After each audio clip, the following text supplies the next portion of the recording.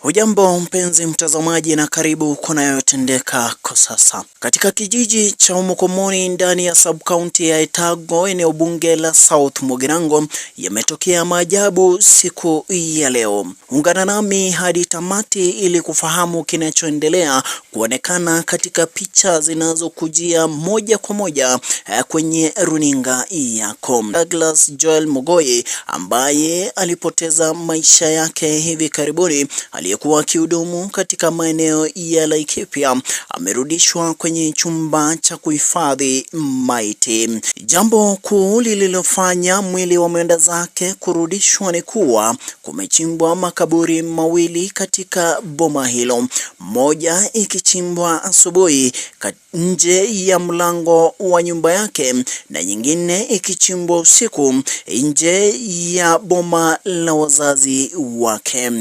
Aidha, inasemekana haya yametokea baada ya kutoelewana baina ya wazazi wa mwenda zake na mkeo marehemu, mama wa watoto wawili.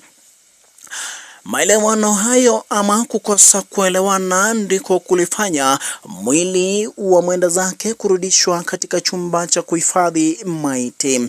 Wanakijiji waliojawa na ghadhabu walionyesha na kuitapika ghadhabu yao kwa kurusha mawe kwenye vyumba ambavyo vimejengwa katika boma hilo, hususan nyumba ya mwenda zake Douglas. Aidha, OCS na OCPD wa kituo cha Etago pamoja na DCI wanaendelea kushika doria ama kudhibiti hali ya usalama licha ya watu wengi kufika siku ya leo ili kumwaga mwenda zake Douglas na kugundua kwamba mwili umerudishwa katika chumba cha kuhifadhi maiti.